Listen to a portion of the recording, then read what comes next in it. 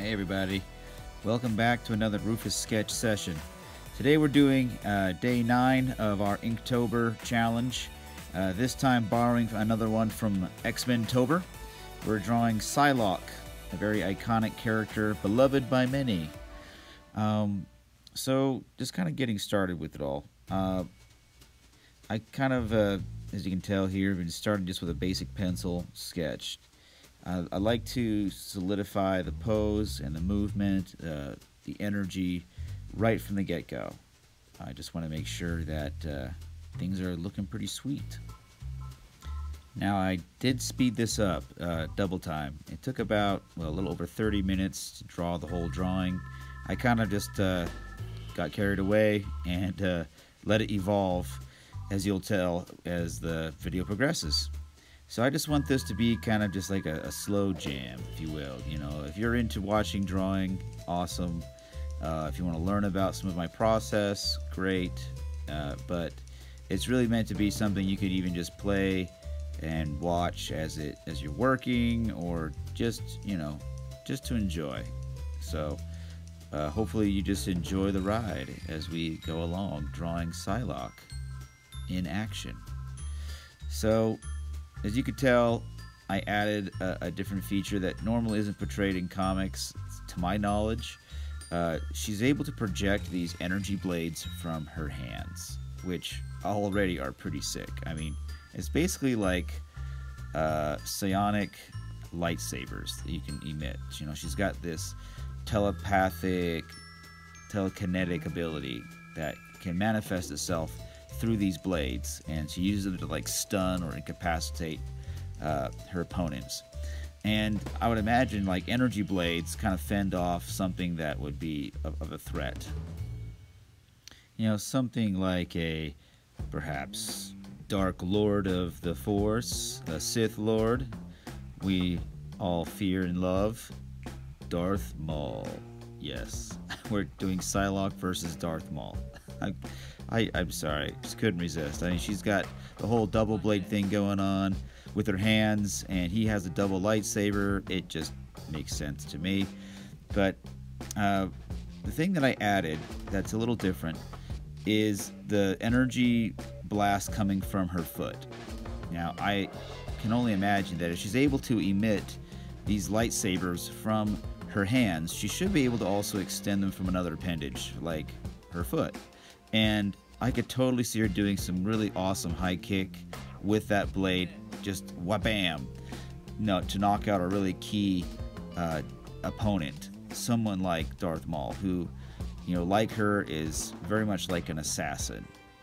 She is an assassin in the comics, and she's very potent and lethal. I mean, she can stand off against guys like Wolverine and, you know, live to tell the tale at least. She's very formidable, very powerful, and you know, has kind of evolved, like I said, in the comics, into this beloved character that, you know, a lot of people in the comics recognize almost immediately. She's just gotten this iconic look, very much like Darth Maul. So two iconic characters pitted against each other in, I would think, just an epic battle royale. Okay, so we've taken down our pencil layer and took down the opacity, and we're throwing on another layer. This one's for the inking. I really love this pen. I use it maybe more than I should, but right now I'm just really hooked on it. I dig it. I just love the texture it gives automatically.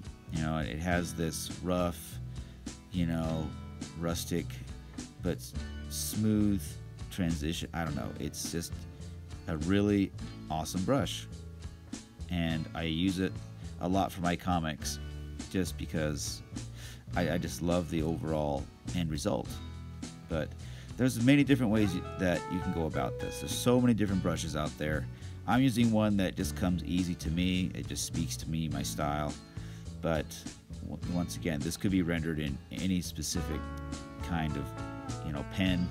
And for other artists that have their favorites or their saved pens, you know, this drawing can go a variety of different ways.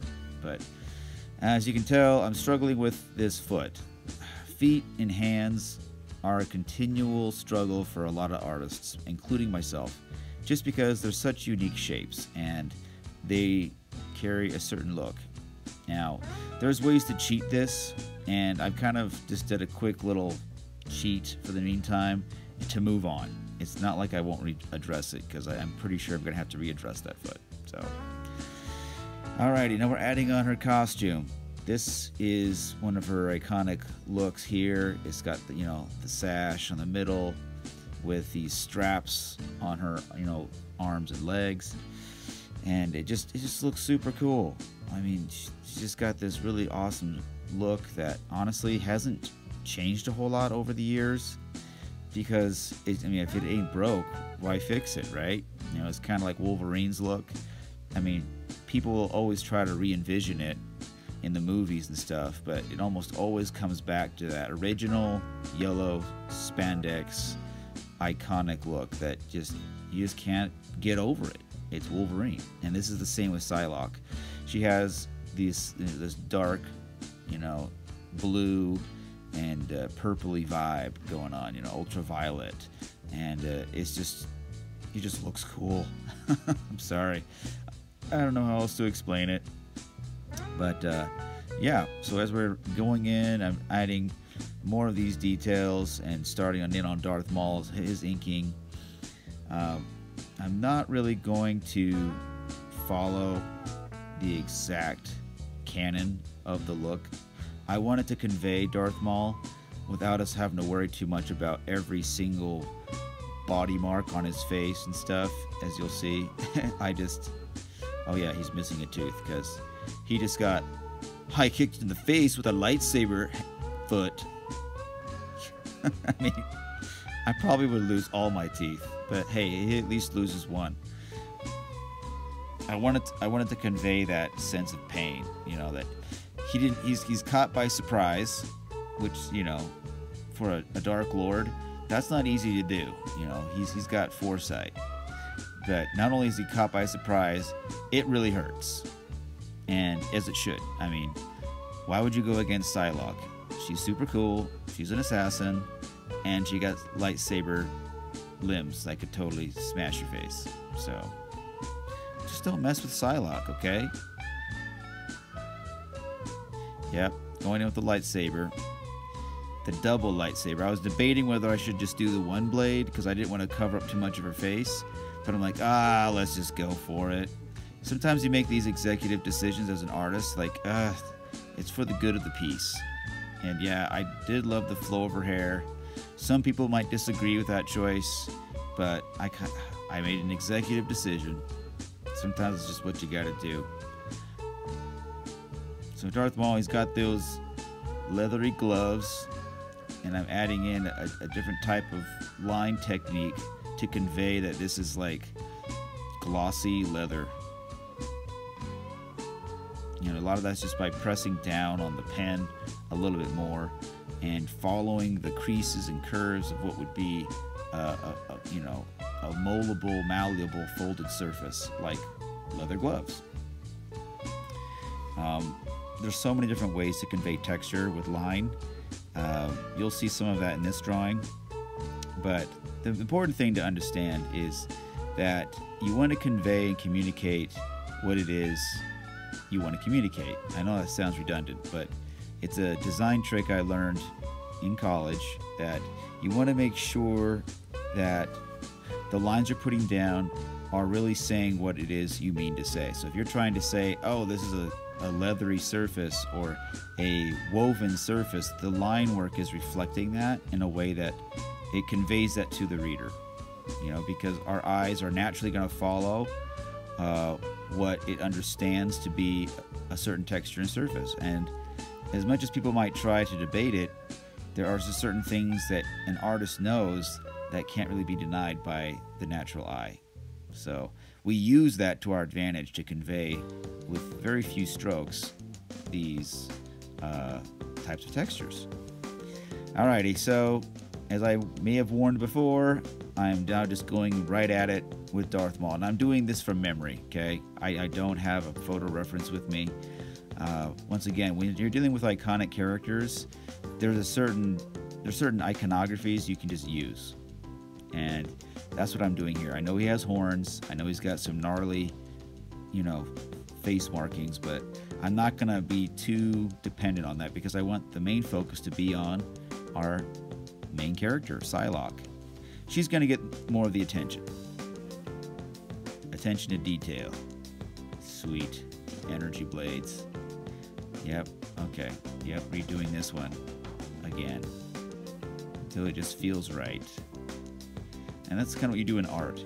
You'll kind of put down some strokes, and when it comes to digital, it's super easy to pull it back, you know.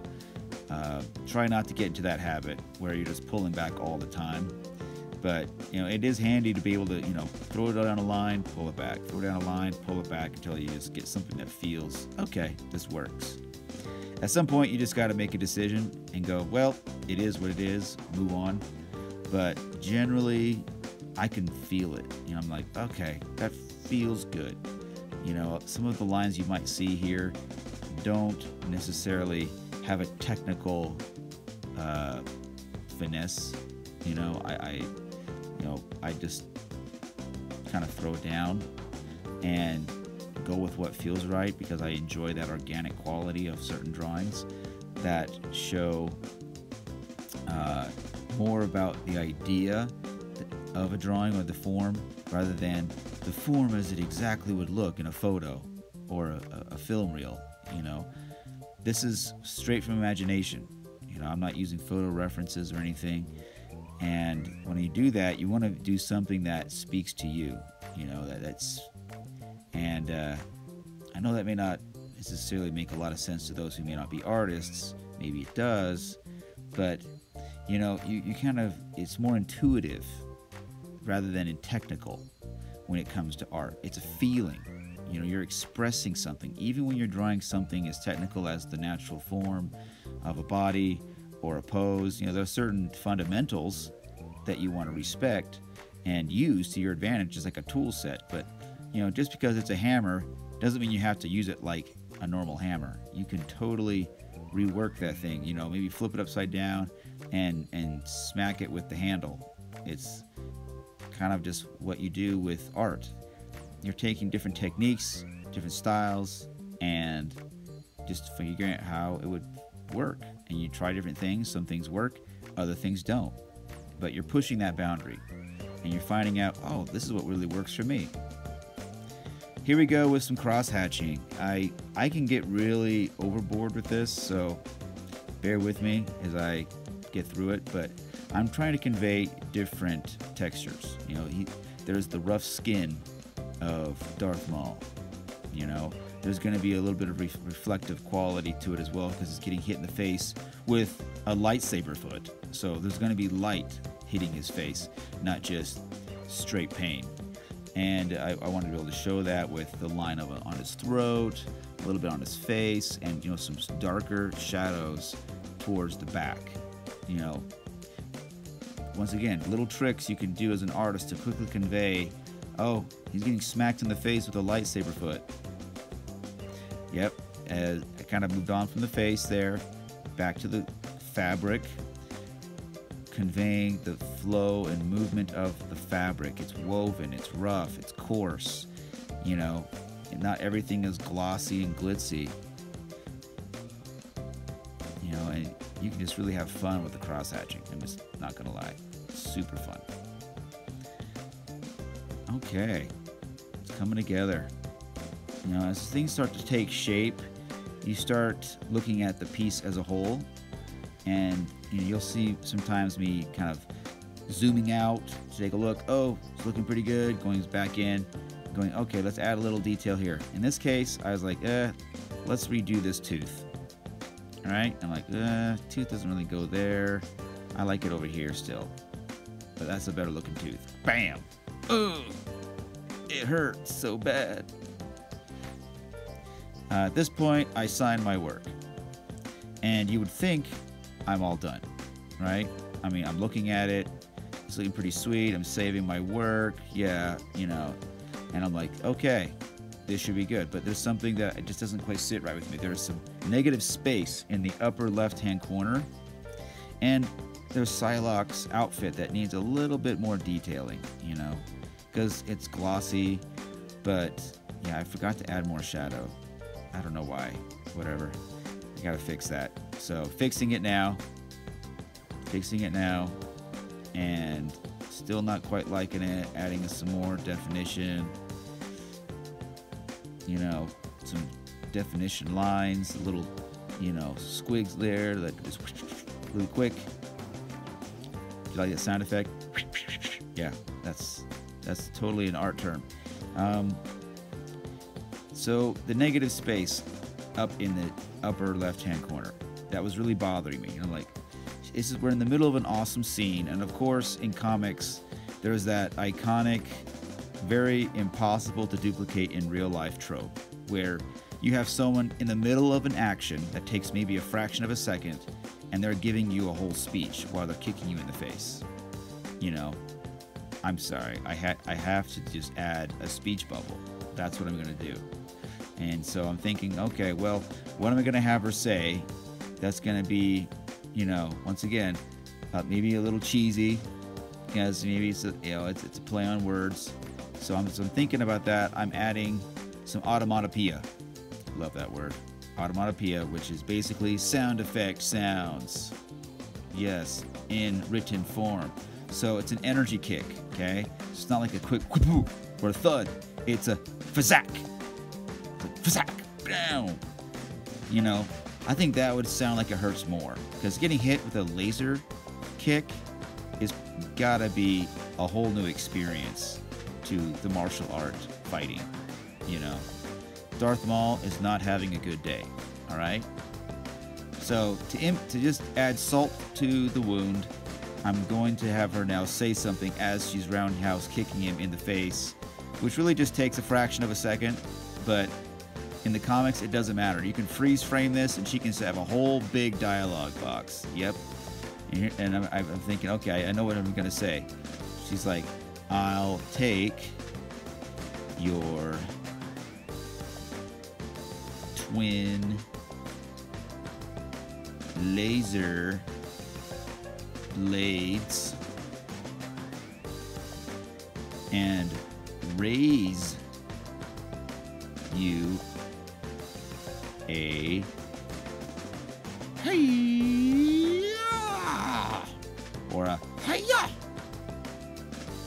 I'll take your twin laser blades and raise you a hey-ya. Bam! So corny, so cheesy, but so appropriate. Ah, some action lines, and now we're ready. Thanks for watching, guys. Like and subscribe.